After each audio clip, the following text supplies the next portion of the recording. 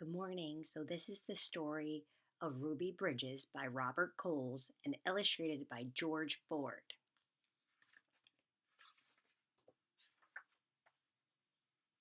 And Ruby's mother said, "Our Ruby taught us all a lot. She became someone who helped change our country. She was part of history, just like generals and presidents are part of history. They're leaders, and so was Ruby. She led us away from hate, and she led us nearer to knowing each other, the white folks and the black folks." So let's see what happens in our story of Ruby Bridges. So here she is.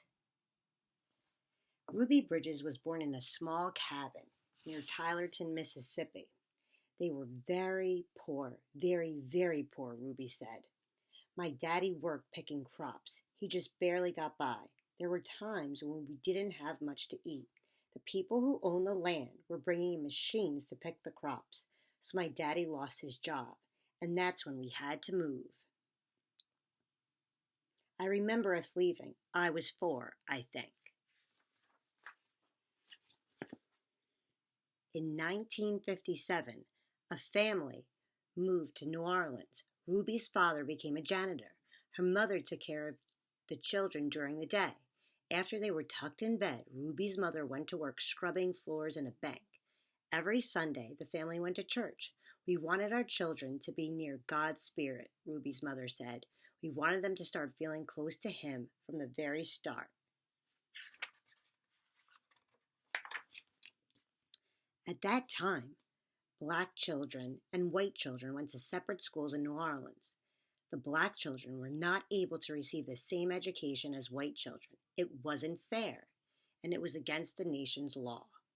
In 1960, a judge ordered 4 black girls to go to 2 white elementary schools.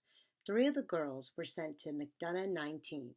6-year-old Ruby Bridges was sent to first grade in the William Frantz Elementary School. So there she is with the judge who's saying that she has to go to school. Ruby's parents were proud that their daughter had been chosen to take part in an important event in American history. They went to church. "We sat there and prayed to God," Ruby's mother said, "that we'd all be strong and we'd have courage and we'd get through any trouble.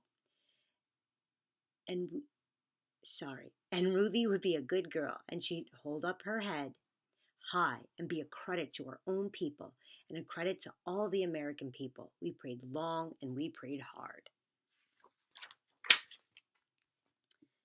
On Ruby's first day, a large crowd of angry white people gathered outside the Frantz Elementary School. The people carried signs that said they didn't want black children in a white school.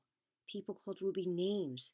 Some wanted to hurt her. The city and state police did not help Ruby.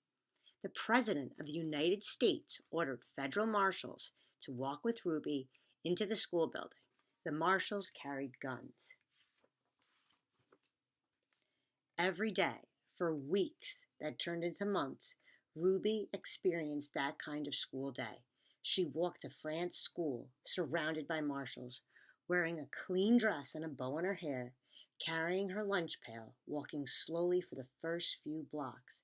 As Ruby approached the school, she saw a crowd of people marching up and down the street. Men and women and children shouted at her. They pushed her.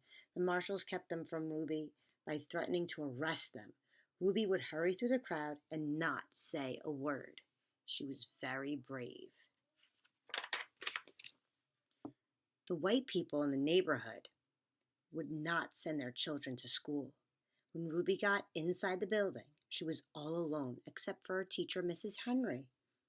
There were no other children to keep Ruby company, to play with and learn with, to eat lunch with, but every day Ruby went into the classroom with a big smile on her face, ready to get down to the business of learning.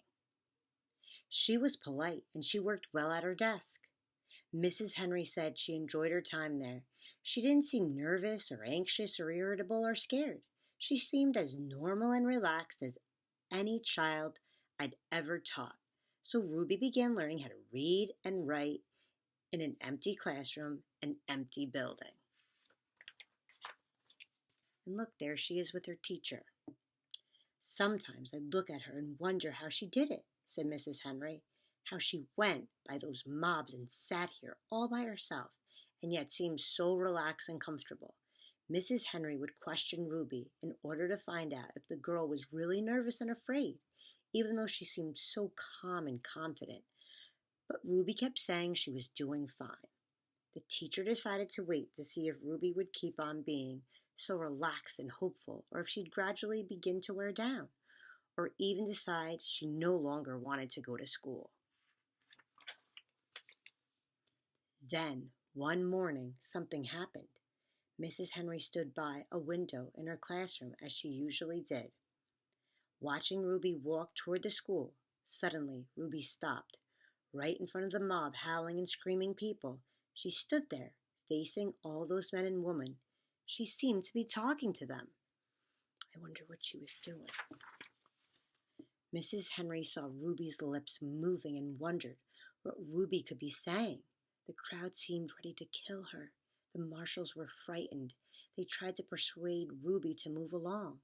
They tried to hurry her into the school. But Ruby wouldn't budge.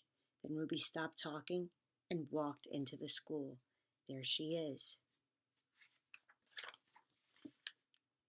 When she went into the classroom, Mrs. Henry asked her, "What happened?"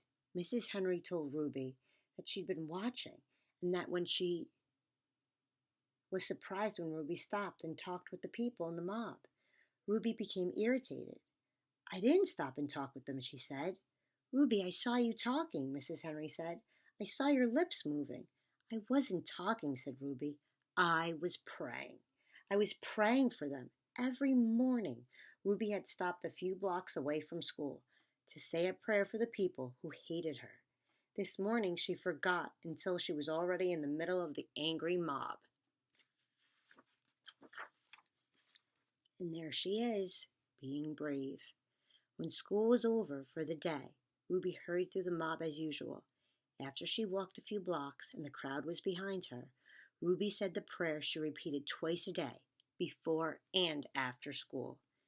"Please, God, try to forgive those people, because even if they say those bad things, they don't know what they're doing.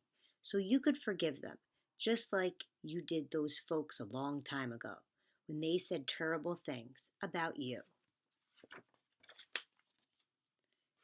So now, it says, later that year, 2 white boys joined Ruby at the France Elementary School. Their parents were tired of seeing the boys get into mischief around the house, when they could have been in school and learning. The mob became very angry. When the first white students went back to school, those boys were soon joined by other children. "We've been sitting back and letting our children get cheated out of an education because some people have tried to take the law into their own hands," one parent said. "It's time for us to fight for the side of the law and for our children's right to go to school and get their education." They all did get their education, Ruby and a growing number of boys and girls who went to school with her. By the time Ruby was in second grade, the mobs had given up their struggle to scare Ruby and defeat the federal judge's order in New Orleans. Schools be desegregated so that children of all races might be in the same classroom. Year after year, Ruby went to the France school. She graduated from it, then went on to graduate from high school. Ruby Bridges is married to a building contractor and has 4 sons. Now a successful businesswoman, she has created the Ruby Bridges Educational Foundation.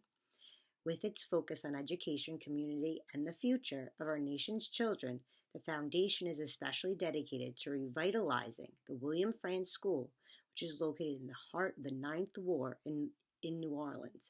Ruby is once again stepping to the forefront and embracing an opportunity to make history by contributing to the challenge that our nation is facing in the recovery efforts following Hurricane Katrina. There is also a special exhibit featuring Ruby's story at the Children's Museum of Indianapolis in Indianapolis, Indiana, called "The Power of Children Making a Difference." So now we're going to watch 2 videos about Ruby and an interview somebody had with her. And then we're going to watch a video about the school that she went to now. And then I want you to do a flip grid If you could talk to Ruby Bridges, what would you want to say to her? Or do you have any questions that you would want to ask her? Okay.